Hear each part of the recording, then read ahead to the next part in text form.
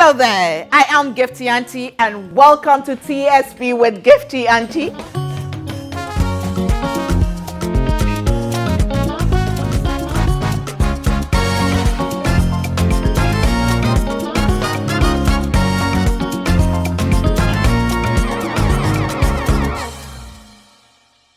Hello there and welcome to the official month for men, for fathers.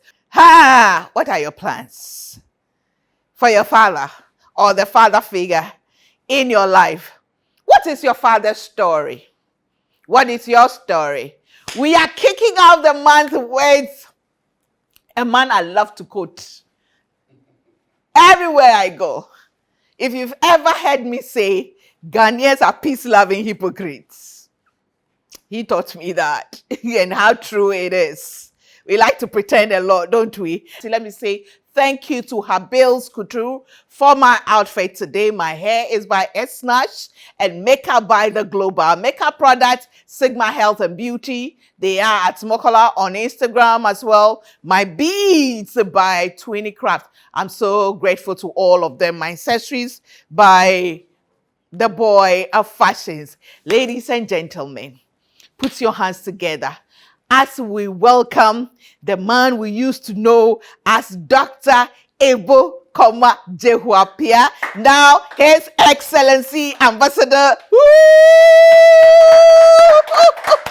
Do two.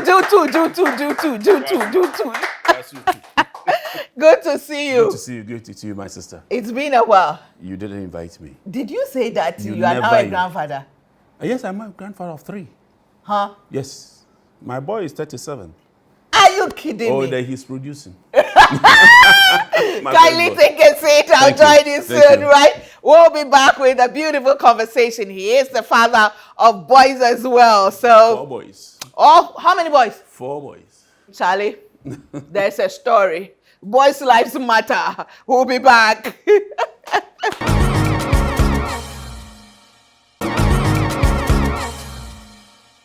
Welcome back to TSP with me, Gifty Auntie. And yes, this is the month of June and we do have a program for you. This month is going to be excitingly different, very educative, very informative, very, very exciting and a lot to learn.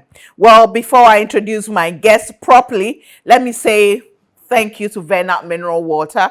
Vena has a balanced pH level. It's low in sodium. It has all the minerals that it requires, and now they believe in making sure that we rid the environment of plastics and rubber.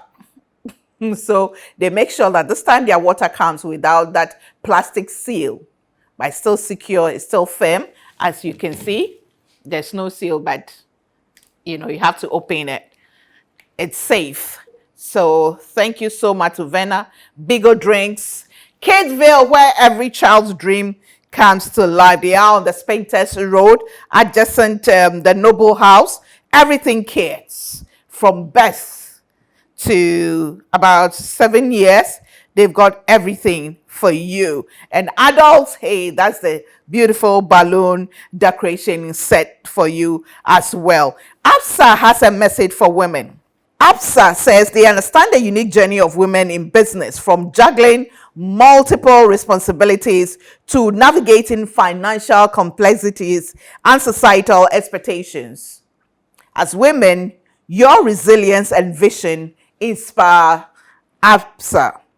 That's why they've created the She Business account that is tailored to empower visionary women leaders like you and I with collateral-free loans up to 2 million Ghana cedis, and insurance coverage, discounted loan interest rates, and capacity building programs.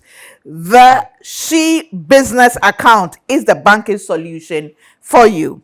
Visit the nearest APSA branch or call 0302 429 150, 0302 429 150 for more information.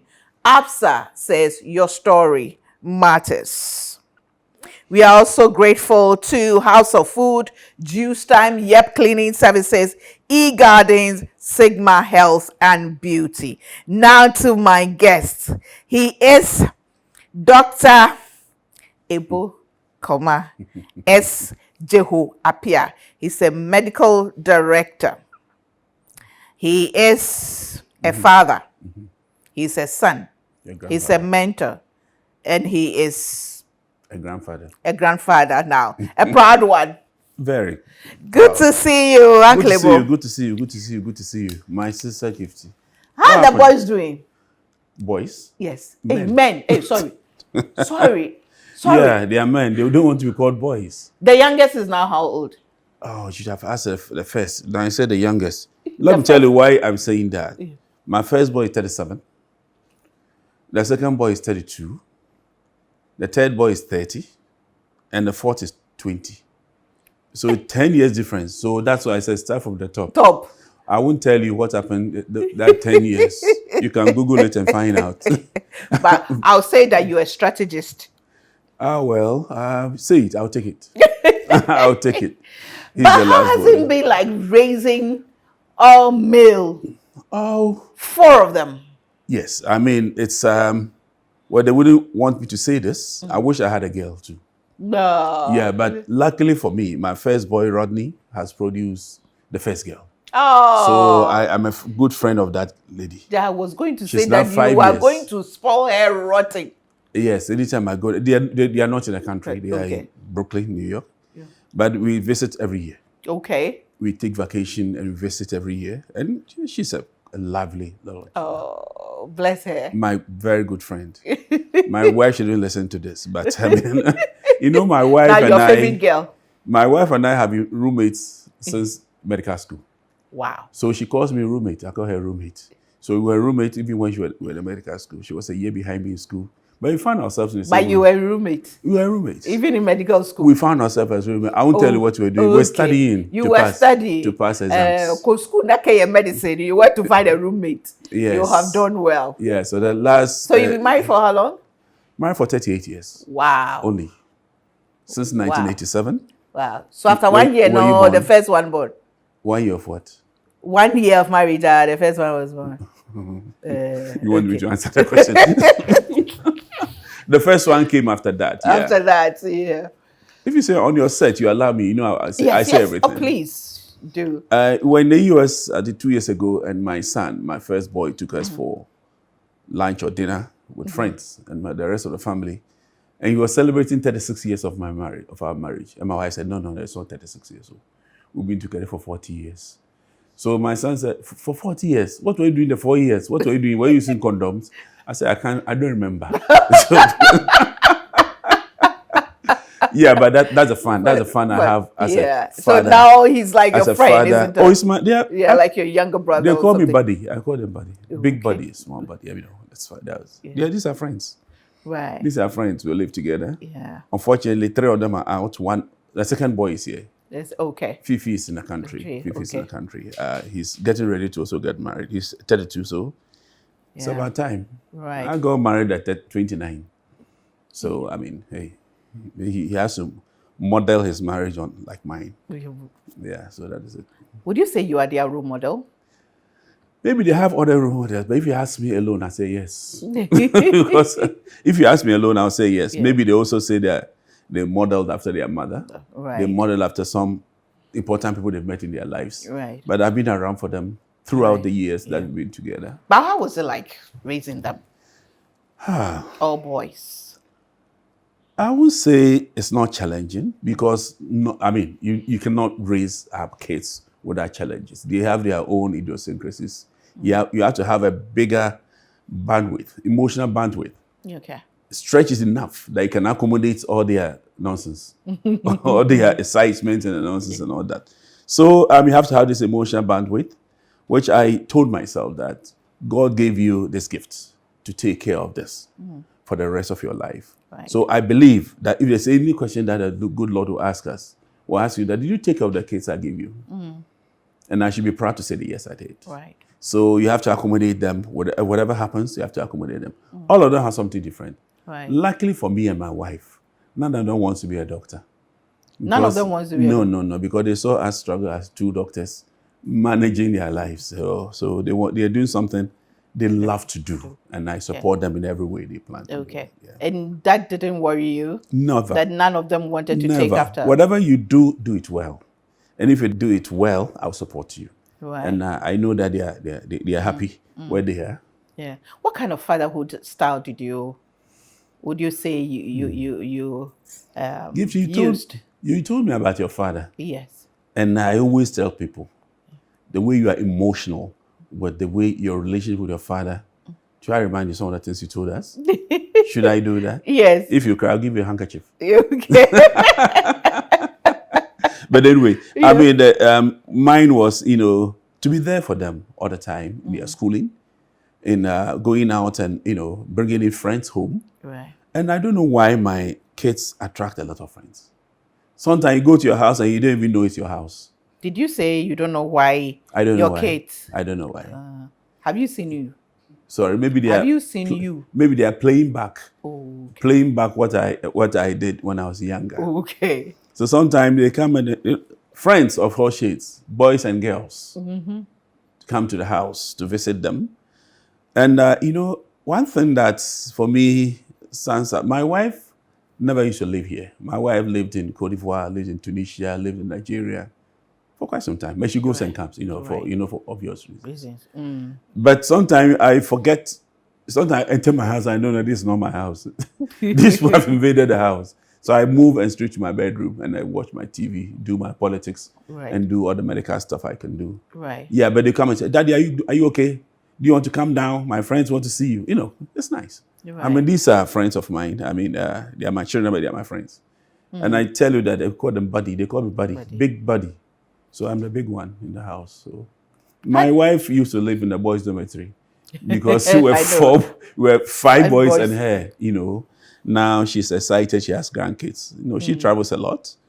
Now she's here permanently. She's now permanently. Yeah. But she recently went to the US to visit the grandkids. Okay. And she took pictures. I was so jealous because I couldn't go. Okay. I didn't have enough money to travel.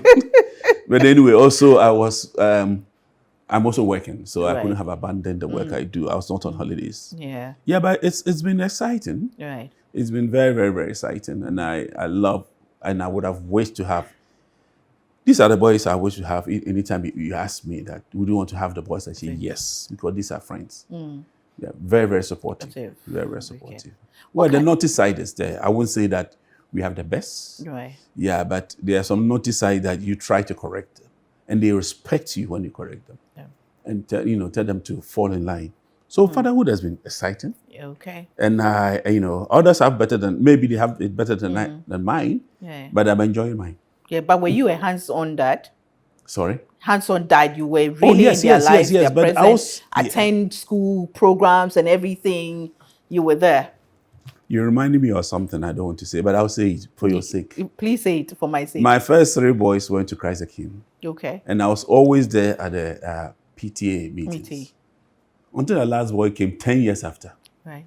So find me in Christ the King school at the PTA. And when a baby appear. That's how I realized, hey, Charlie, it's true. 10 years after the last boy had left, you are still coming back. I was exciting, but I went on, I told my wife, you know what, let's take this boy out of this place to a school where they have my age mates there. So he went to GIS. Okay. And so I ran away from Christ just because of that comment. Oh, God. Yeah, because when you go to GIS, you meet all ages, including mine. Including mine. So, he went through the GIS system, finished last year, and luckily got a school in Michigan State. Yeah. So he's there and enjoying life. Actually, but your father was a religious leader. Yes. How was it like growing up? Osofoba. He was not that strict father, but he modeled after his modesty and the way he accommodated people. I'm not saying that we are the only ones, but I can talk about him only because that's the only father I've known. Because I'm talking about your father. Yeah, my father. He we have to model our lives according to the way he lived. He even thought I was going to be a priest. At a stage when he had come back from the US, he wanted to establish a branch of the church there. and said if I should join the seminary. I said, me. They'll kick me out or the school will collapse. Because, I don't think that I was, meant to be, what they call a priest. Because my other brothers do better than I do in religious issues. I'm not. Though I'm very spiritual. I'm not that deep like they are. They preach and all that. Well, occasionally I do it too. Yeah, but so you have some of your brothers also taking after becoming priests. They don't call them priests. They are doing all other things, but they part-time they do whatever things. And okay. Yes. And also my father loved to be in the choir. Your father was the founder. My grandfather. Your grandfather was the founder of Mozambique Disco Christo Church. Yes. And your father became a priest. A priest. And you boys decided that 1 year. Not the year yet. The name alone. You go to school and you have to take time to explain to people. Mozambique Disco Christo. They thought it was a disco. They tell people give us all sorts of names. I had to live through that. Because people said, why do you call it Mozambique Disco? But people didn't know. That was no English. That was no language. I said, you want to know what is disco? Don't you know what is Mozambique? Because the first one is Mozambique. Yes. Disco Christo. Why don't you talk about the Christo or the Mozambique, but the disco? Cool. But anyway, if give me the chance. Please explain, yes. Good, this is an opportunity. Because I've never thought about it. Oh, you never thought about it? Yeah. You've been my friend for all these years. Yes, I didn't know that there was a Gifty. Disco Christo Church existed. But I have never, thought to find out the meaning of the name. Okay. My grandfather was a Methodist catechist. Okay. And he challenged himself to finding God. So Matthew 7:7 tells you that seek, knock, and whatever. Ask. And he said, why should people go to church? And after that, when they were sick, that's in the 1919 or something like that. Right. When they were sick, they go to the fetish. Why don't you pray to the God and find God for healing? So he had that gift as a catechist. So stages in his life in a church, in the Methodist church, he will, start speaking in tongues and laying hands. In those days. So they warned him to say not to do that because it was not a common practice of the Methodist church. Right. They warned him that more they warned him, the more he got a gift of healing and maybe preaching and speaking in tongues. So they kicked him out of the Methodist church. If he wouldn't stop, then you don't belong here. When they kicked him out, 7 more people got that gift. So the 8 of them, and the Jehoiapia was the only educated one. Okay. And he was a catechist and was a teacher. Okay. So he was with this group, moved from town to town in the Gomwa area. And they called them the Faith Society. Okay. Jeziku, Faith Society. So they go from town to town to preach and heal and all that. So this Jeziku went on until one gentleman, Jimmy Rufua, the elders in the group, said he had a vision that the name should be changed to Mozambique Disco Christo. So 1920, 1921, they were battling with which name is this. So they wrote it down. They didn't understand it. Why will you call Mozambique Disco Christo? So they wrote it down until later in life. The meaning came as the Army of the Cross of Christ. So the meaning is the Army of the Cross of Christ Church. It was not even a church. It was a faith society, Jeziku. So they're just moving around doing their own. So it's a name revealed to them. Oh, it's not an existing no, in language or whatever. It doesn't exist anywhere. Your disco is discotheque, right? Yes. Ours is not discotheque. Ours is just disco. It's Mozambique Disco Christo. It was not a church. So as they moved on, and Jehoiapia got himself into politics. Your grandfather? Oh, yes. So the politics is from there. Oh, it's in the blood. It's in the blood. DNA. So he got himself into politics, and they said, if you do not add what they call it, your organization, if you should disband it unless you turn it into a church because you are moving around with people preaching. So he made the Mozambique Disco Christo Church. So it became a church. So that's all. But it's a Methodist church. We came from the Methodists. We do everything like the Methodists. But of course, because it came from that village, they added a lot of cultural things in that, to add to our type of healing. Which is being done in churches now, isn't it? Oh, yeah. Those days, now the drumming and the... There was no drumming then. People even say, we go to church, you don't wear sandals, you wear some red robe. Yes. I don't have a red robe. You don't have the red album belt? No, why would you need it? You don't need it. And people think that that is a practice, but it's not. And we had to go live our life through that, trying to explain sometimes you got angry. So some of our brothers are no more members. Yes. Because they don't want to respond to that. Right. Some go to other churches, Methodist and ICGC and all the CCCs. Yes. Yeah. But I'm still a member. You're still a member of the... very proud member of the Dansoman branch. Of the And I'm even in the executive. It's spread all over the country and across Let the me world. tell you. Let me tell you, not that I'm blowing it so much. Right. But every president in this country came to Mozama before they got whatever they wanted to do. Like Kwame Nkrumah. Kwame Nkrumah was a very good friend of my uncle, Jewapia. Kwame Nkrumah was in the church. We have pictures of him everywhere. You know, I'll tell you, no, this program is not meant for that. But that was it. Then, you know, come down to Rollins. Rollins was just a friend of the church. Then came to Professor Tamils. Right. So Akufo-Addo was there. Akufo-Addo's mother. If I tell the story behind Akufo-Addo's birth, that the mother was from the church. You understand? So all these things happened, right? And recently, Pakwese Misata was there. Okay. Ambassador, what they call it? His Excellency John Dramani Mahama has been there. Auntie Nana, my sweet auntie, has been there. So everybody has been there, and there's some history behind it. And we are not discussing the church now. We are discussing fatherhood. Yeah, we're fatherhood. You know, it's getting to, because my next question is, did you meet your grandfather? Did you have a relationship? No. You didn't meet I didn't meet him. He died very young. He died in the 50s. Oh. Yes, you know how old I am, right? Yeah. I'm 68 today. Hey. I'm 67 Portugal. 67. So, so I didn't meet Mike, but I met the one who succeeded him. That's my uncle, my father's senior brother. Okay. He had 7 boys. My grandfather had 7 boys. My father was the second.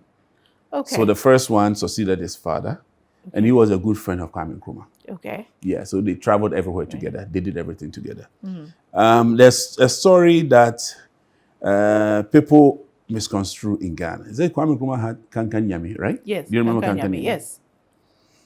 After Kwame Nkrumah returned from Mozano, and the town is Mozano. People don't ask these questions, eh? It's not called Mozano Disco. Mozano, the town. Yeah. The meaning is my town. When Kwame Nkrumah returned from Mozano, he came back and said that now he has seen the Nkanu Nyamen. Nkanu Nyamen. Nyamen da Daunara. Ijon. Namida Daunara. Anu namosuman. Also, Kwame Nkrumah for Kankan Nyame abeteni. Wow. Because oye is me, other than fancy for Nkanu Nyamen. Yeah. Nyame, other appellations. Yeah. But anyway, that's another story. It's fine, because now it's like we are telling the stories of the fathers. Yes. Every time we are telling the stories of the mothers, now we are telling the stories of the fathers. So it's fine that we are going this way. It's very educative. You know the show. Sometimes the way we have in mind that's going to be, it doesn't go that way. And I know you can swing it to anything else. Thank you.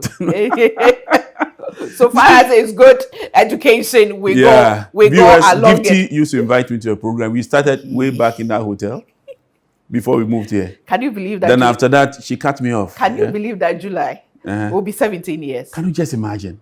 The show will be 17 years in July. And I said, I saw you 16 years ago, 17 years, when we were in that hotel. Yeah. Yes. Yeah, that's where we started. That's where you started. Oh, but actually, since we came here, you've been here before. Yes, of course. And after before the COVID, then you kicked me out. Then I said, okay, I'll still come. But anyway, I loved your program. I still love the program because you bring a lot of educated people. You bring people who have their stories to share. Yeah. Sometimes it becomes emotional. People cry. Yeah. And sometimes I sit in my... One day you brought a lady here who told you her story. Yeah. How she started, and she's now a professor. Yes. You remember that case? I was sitting right in the audience. That I had a studio audience. Yes, yeah. Because it was very emotional. You were coming on after that particular. Yes, and I think I introduced her to you. To you, yes. You did. She was a nurse. Yes. Moved on, and she's a professor. In the Legon. Wow. I mean, this is something that someone who had been abandoned. Yeah. And she struggled to become, and I was here. But anyway, let's come to fatherhood. Yes, let's come to fatherhood. Actually, but isn't it? If I allow you strange the misconceptions that people have about, Mozama Disco Christo Church is that you don't tell your stories. You people don't tell your stories. No, what do you want us to do? It's like a secret church. It's like a private church. No. I invited 1 or 2 people. I said, is that the church? They would say, that's all. There's nothing here. People think that we turn off the lights. Disco. So that's it. It's just like any other church. And for me, I attend every church. Every church. My wife is Catholic. The difficulty is that because we preach in the local language, my wife is from Navrongo. Yeah. Her tree is not like mine or Fanti. Yeah. So sometimes, so she doesn't. But of course, she allows me to go to my church. And I also go to attend Catholic with her. So so is that all? That's all. That's all. And the rituals that we have in the church, people think that there's something behind it. Juju, something. Somebody said that when he entered the room, he looked around and thought, you see something on the walls. I said, oh, please, give me a break. I think at this my age, I'll follow things like that. But anyway, you don't have to. Yeah. You don't have to. I don't blame them. And as you say, we don't tell our story. Yeah. If you don't tell a story, someone will tell your story for you. For you. Yeah, that's what they call his story. Yeah. Did you have this conversation with your father? Oh yes. And to be honest with you, he told me a lot. Most of the things that I know of the foundation is from him. Right. And he told me about it. And me, Gifty, today is a Father's Day. But myself, I've had situations and I came to believe that they were on the right path. And I got this revelation not in Ghana, but in the way back in Zambia, when the priest saw me and told me things that I hadn't even heard. And everything was true. The man hadn't been to Ghana before. So some of these things, when it hits you, you tell yourself that, hey, maybe I'm doing the right thing. I'm doing the right thing, worshiping the Nkanu Nyaminara. Nkanu Nyaminara. So Kankai Nyame is Nkanu Nyame. Yeah. Guys, have you ever heard this story? Did you know that Kankai Nyame is Nkanu Nyame? Something B. I mean, those stories, that's fine. Grant them that. But to be honest with you, even when I started practice in Kolebu, you go to a place and someone will say that, hey, you're from Mozambique, just go to your church, and I don't get angry. My brothers used to be worked up, and I don't get angry because if you have an opportunity, I explain to you. If you don't want to listen, fine. Because if I can come to your church and feel comfortable, come to mine and also be comfortable. So for me, I'm still a member. What are some of your memorable moments with your father? Oh, Papa, we 2002. Was very strict. Was quite strict, and he didn't have a lot of money. But he used to work with the Ghana Railways as he started. For his technical school, he went to Ghana Railways, and on a part time, he would go and preach because you had to make money. Because in Mozambique, there's no money. Right. And he had to take care of, all of us. We're supposed to be 10 kids. Your father had 10 kids? Yeah, but two passed on, so 8. So he had to take care of 8 of us. Right. And luckily for us, and God's own design, everybody turned out well. Amen. At a stage, I said, how did you do it? So this man will use the bigger resources. But let me tell you, the funny part of the story was that with the railway corporation, railway authority, or whatever they call it, they used to work every day. And on Sundays, he would not go to work. He would go to church and pray and preach. You understand? And one funny day, his boss wanted to give me a query for not coming to work on Sundays. And somebody told him that, Mr. Apia, your boss going to query you for not coming to work. Even before the query came, he wrote his response to the boss, that's fire me today because I'm come to do my father's church. You understand? So we went to the report. The boss said, I've not written a letter. I've heard you are going to write it. So you take the response now so that you know that I'm not coming again. That's how he stopped. So stopped. The church meant a lot to him. It meant a lot to him. He understood it and believed in God. And believed in everything that is written in the Bible. So, if we are using the Bible, we're using the same Christian hymn book, Methodist hymn book, he sings very well. So at the age of 50, he resigned from Ghana, from the railways and became a full-time priest. Full-time priest. But we also continued what we had to do. Yeah. And we did it. So what would you say you took from him? The religious part, the spiritual part. Yeah. He's very, very spiritual. Okay. He will not do anything without praying. And I'm the same. So I took that from him because I knew that without God, there's nothing, absolutely nothing that you can do. And for me, I'm yet to write a book. Living through stigma. Living through stigma. Living through Wow. stigma. That's Because being a member of the church was enough stigma. wow. Yes, and all the work that I've done to this stage, I say that yes. I mean, somebody, anyway, don't let me go to the listen part. But no, let me tell you more that, in Kolebu, I had done specialty to be urologist. And I was put in a TB ward with a TB and HIV. Was so stigmatized that I had to live through it, right? Yeah. You moved on and you meet another stigma. So I said, living through, and a lot of them. Maybe the book hasn't come out. It's coming up. Then you live through all that and find yourself that, so we can make it. Yeah. Even those of us from this level, stigma. Even we can make it. Right. And this is a thing that my father, I think, gave me, despite what? Despite whatever. Right. Now, know that I'm God. Yeah. Just know it. And I know you so well that at a stage, I told my friend, it's now Archbishop Parabako. Yeah. He used to be my friend. He used to visit us when we were in Rabbi Tukle in those days.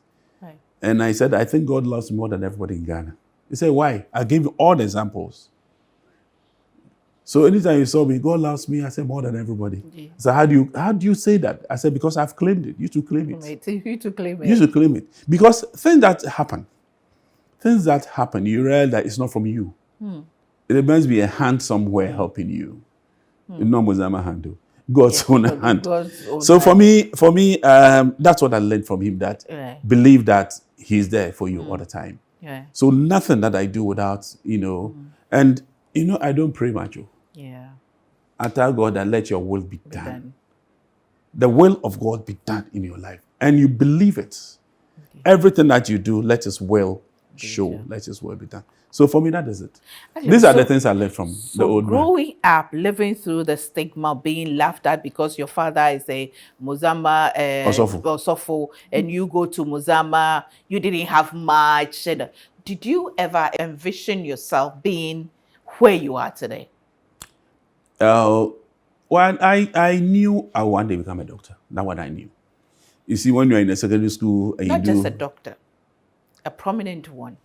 One who has lived and served his country very well. I will tell you more. But it's not about my personal life, but I'll tell you that when I got frustrated at a certain stage in Kolebu, I said, you know what, enough is enough, I'm leaving. I took my car, was driving. That very day, I had a phone call that somebody was employing at the Dutch embassy, health policy advisor, me and policy. Also, Ebo, you can do it. The guy come from Kintampo. I'll mention his name.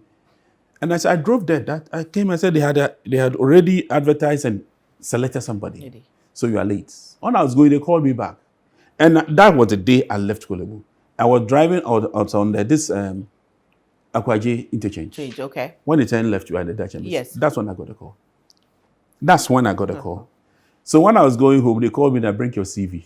Long story short, I got a job with the Dutch embassy. So if it's not God and me, who am I? Yeah. So I stayed there for some time until I also got frustrated with the embassy. And I said, I told them, I said, you know what, I'm quitting. I said, why are you quitting?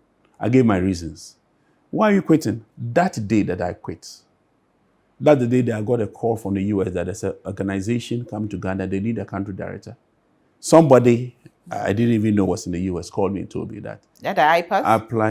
That's IPAS. And I stayed in IPAS for 14 and a half years as a country director. Yeah. Rose to become the African regional whatever. So things happen. And there are a lot of such things. And when I go through it, you'll be bored. So don't let me. Beyond the scenes, I'll tell you when you are drinking beer. So, all these things came. IPAS came, and I lived through IPAS. And IPAS had 28 or something countries. Yeah. The only country director who was never fired was Kobrenbo. Because, he had planned it. Yeah. So I was just living through it. And let his will be done, and went through it. So for me... Would you say the seeds that your grandfather and your father sowed bear fruit? There's something in the DNA that you cannot deny. Is there. I see myself in the children, and I see sometimes somebody says, now Papa na. Papa be on. There's a man whose name he has not given the permission to mention. Those days I used to be with the CPP Patriots. Right. I was not always NDC. Yeah. Though I loved NDC, but I also a CPP Patriots. We went to one of the meetings, and he called me after the meeting and said, "Do you know this man?" I said, "What?" I said, "Mr. Jewapi always live in 2nd D. He has some traits in you." I said, "That's my father." I said, "Where is he?" I said, "He's dead." I said, "What the father?" He's a young man who used to be the deputy regional minister in Cape Coast.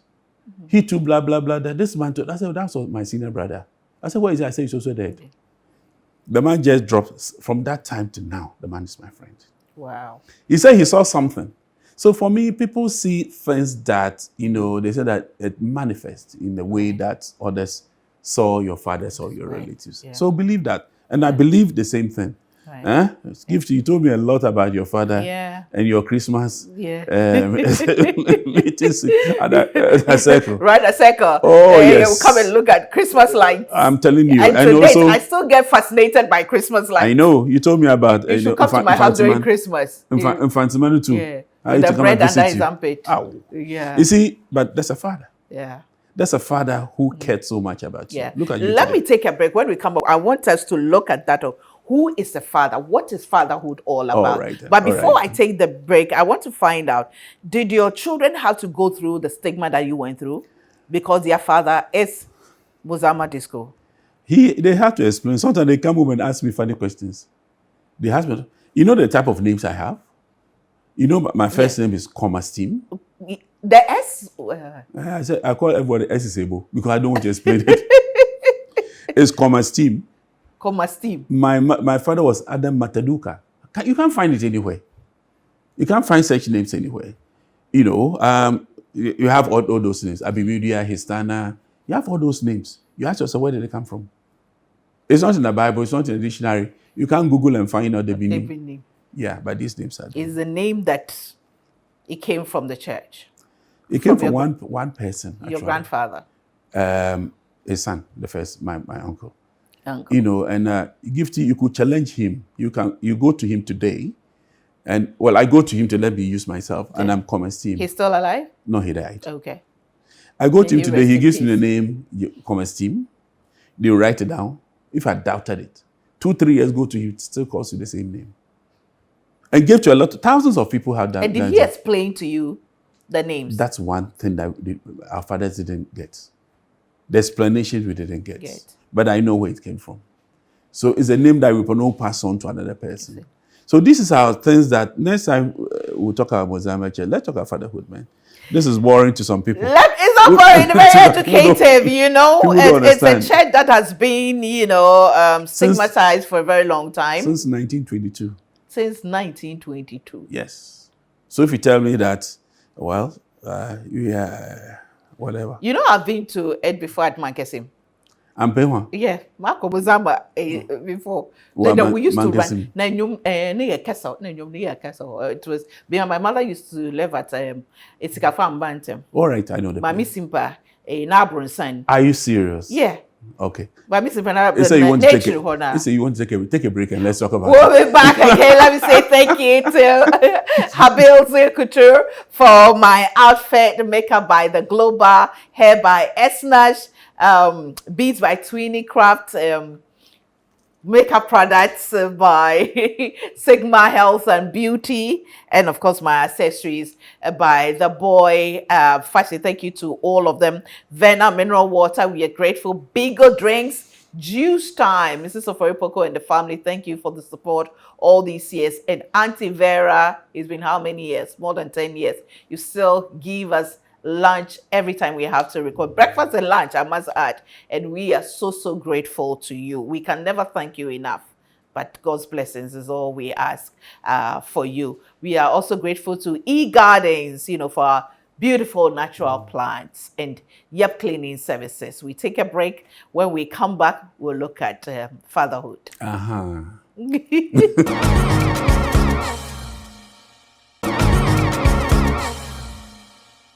Well, there's never a dull moment with Dr. Ibu Koma Jehuapia. You are the only person who brings Ebo first. It's Koma Ebo. Ebo is my local name. But normally when I say KS, somebody say, what is S? I say S is Ebo. So it's Dr. Koma Stein. S? Able up here. Let me say thank you to Kidsville, where every child's dream comes to life. Vena mineral water. Vena has a balanced pH level. It's low in sodium, has all the minerals, and it's good for you. It's very good for you. And let me read this message from Absa. Absa says they understand the unique journey of women in business, from juggling multiple responsibilities to navigating financial complexities and societal expectations. Your resilience and vision inspire us. That's Absa. That's why they've created the She Business account tailored to empower visionary women leaders like you and I with collateral-free loans up to 2 million Ghana cedis. It has an insurance coverage, discounted loan interest rates, and they also have a capacity building program for you. The She Business account is the banking solution for you. Visit the nearest Absa branch or call 0302 429 150. 0302 429 150 for more information. Absa says your story matters. Uncle, Sister Gifty, what is fatherhood? For me, is it the one who produces sperm to fertilize the egg? That's biologically explaining. You can say that. Okay. Produces that to contribute to the genes of the offspring. Okay. If you want to say that. But there are several fathers. Okay. It's only when I worked somewhere and I realized that not all fathers are fathers. Okay. You see, there are different definitions of fatherhood when you go to the dictionary or go to this. I don't even. It's what do you call it? Yeah, Google. Google. But let's come to our level. Yes. It's not, as you said, it's not a person who has just produced a sperm. Of course, you can produce a sperm, you can have a child somewhere, at the IVF areas. You can also produce a sperm just because you just had a one nice time. Right. But do you call those both fathers? You understand? Because you are never there for the offspring. You go, because of the work I did for the past 14 and a half years, as you know. Yeah. You meet some women and they don't even know the names of the men who made them pregnant. I don't going to call them the fathers.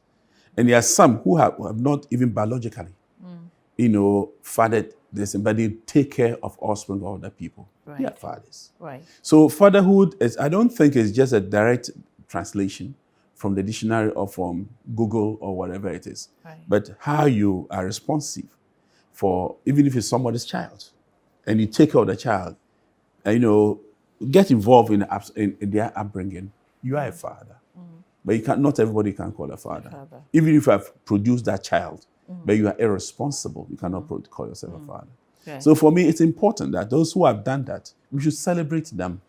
Give to whatever your father is, you should celebrate him while they take me to his grave. Yeah. Because he told me a lot of, even when he didn't have what it took, but he did what he had to do. Yeah. So fatherhood is about that.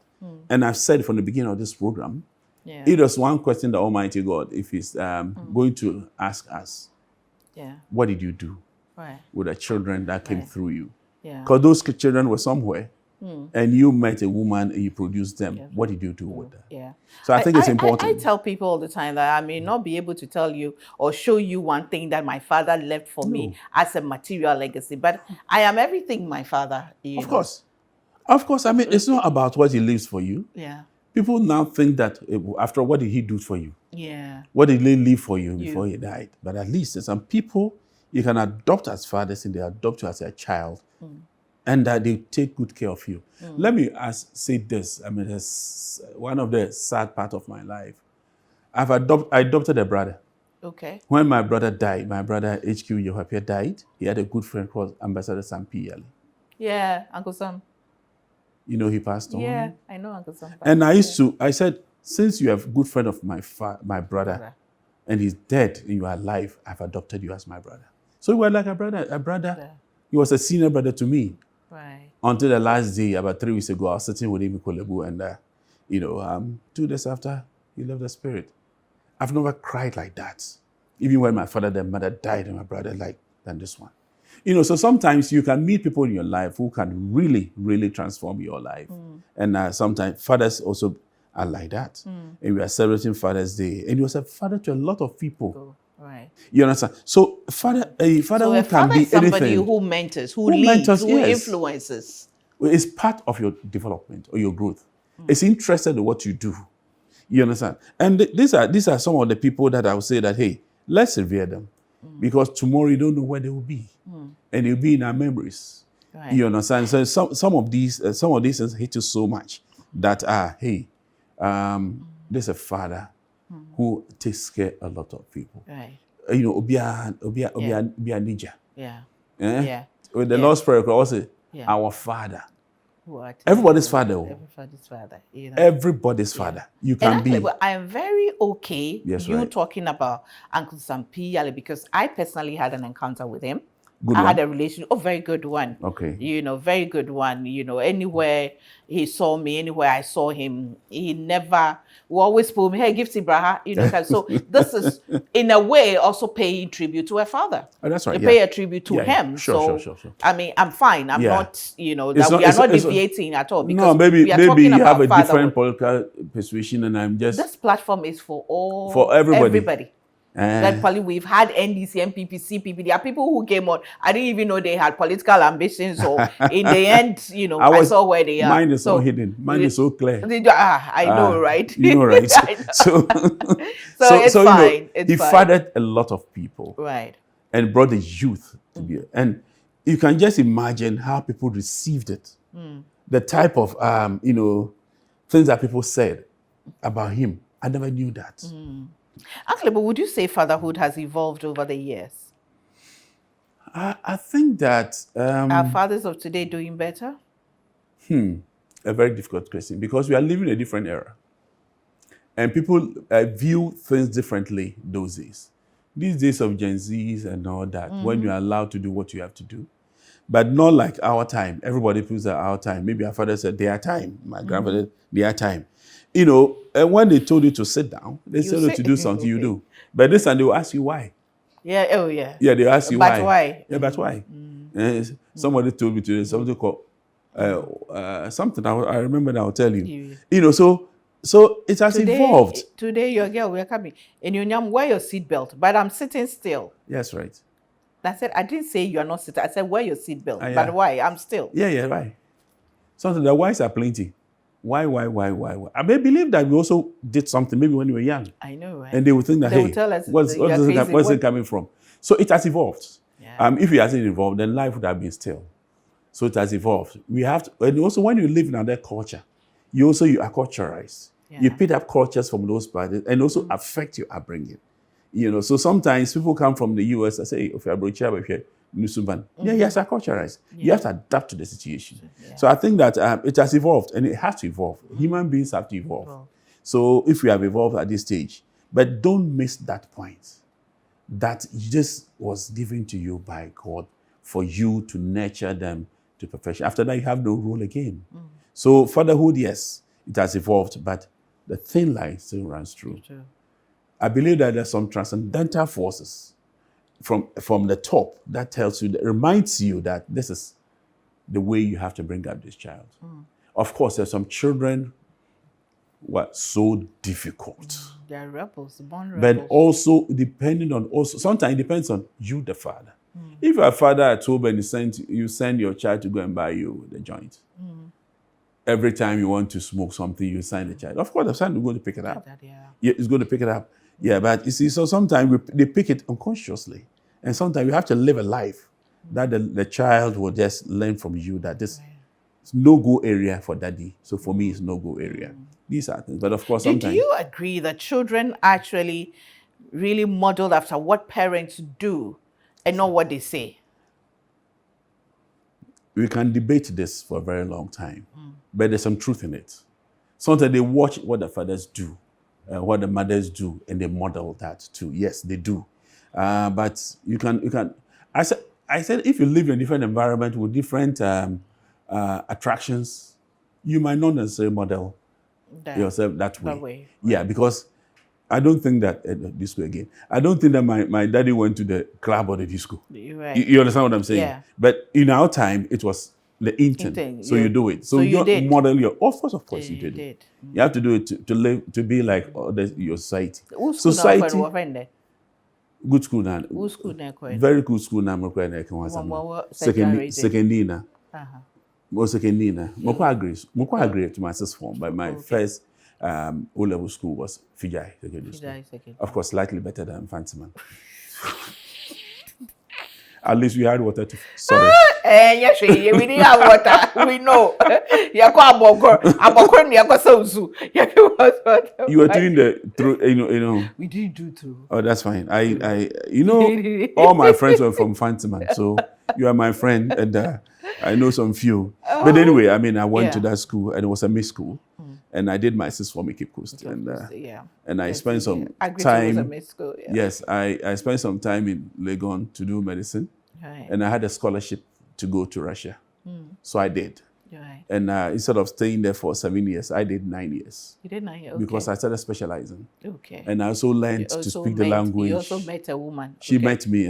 Okay. She met me when we were there. Okay. Because someone who comes after you meets you, you don't go and meet them. Okay. Anytime I say that, she will just. So, but we became very good friends right from the beginning. Right. She's from Navrongo. I'm a Fanti. Yeah. And we live together.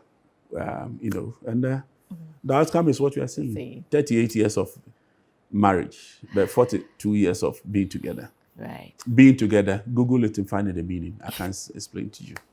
It's not. Happy Father's Day. Thank you. Even as we celebrate Father's Month, what are your concluding words? My concluding words are that we are living in a very complex world. And no matter what happens, if you have be able to produce, you and your wife, and you have a child, please, you have a big responsibility. If you go religious or spiritual, I'll say that God has entrusted you with this responsibility. Please do it now. One day, you don't know how you are going to respond. So fathers have to be revered. I don't know why Mother's Day comes. International Women's Day comes. Mother's Day comes. Oh, woman, my God. You've taken everything. Everybody makes noise with it. There's International Men's Day too. Sure. You don't know. Nobody, see, you asked me the question. I know it's in June somewhere. But, how many people make that noise? Because we know that mothers are special. Or to be honest with you, mothers are excellent, special people. But fathers will also plow along. Yeah. Don't make us extinct. Why? No. We don't also, we're becoming extinct. We just want you to show up so we can celebrate you. Yeah. Always a pleasure to talk to you. Nice talking to you, my sister. Thank you so much. People who didn't know, Gifty is a good sister of mine. Yes. Yes, from the beginning to even when I entered your wedding, you know that. Yes, wedding. We have pictures when you were at Kolebu.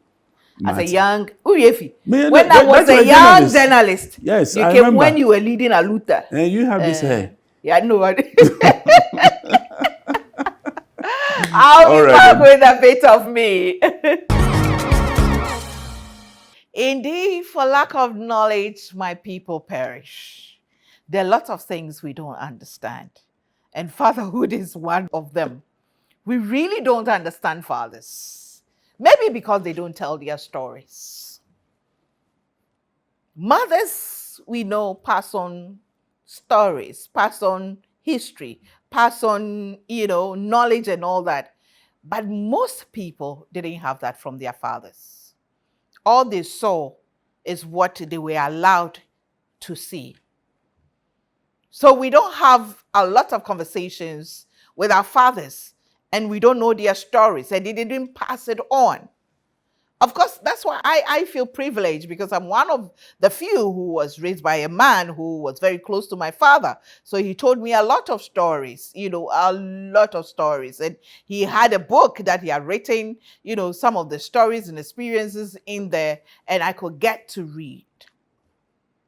Bottom line, men, learn to tell your stories.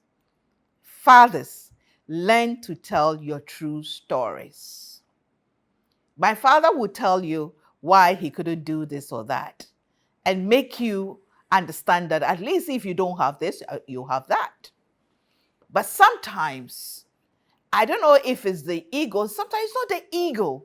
Sometimes it's maybe the embarrassment that they feel that they can't do certain things for us. So they just, the machoism and the whatever it is to cover the whole thing to make it feel like, who are you to ask me? But if fathers would learn to share their journey, their difficulties, their flaws, their shortcomings, maybe admit it to themselves and share with your children, not just biological, but the children they father, maybe this whole perception about fathers will change. Maybe the father wasn't really there because he had no choice, really, really had no choice. Or he was caught in between two devils, two bad situations, and he had to choose one. We are celebrating fathers this month. Fathers, learn to tell your stories. Don't let others tell it for you. We tell mothers to tell your stories, tell people. So you learn to tell your stories without fear or favor. You'll be doing yourself a favor and you'll be doing your children a favor. I am a woman with super crazy faith in God. But I believe men do cry too, because at least I saw my father cry. And my father was a strong man, a Gold Coast trained police officer, Presbyterian trained. Yeah. Achimman, proud Achimman. I saw him cry. So please, don't be afraid to cry, Daddy. Don't be afraid to cry, Father. Don't be afraid to cry, Leader. For your story also matters. Thanks for watching. See you same time next week. Bye for now.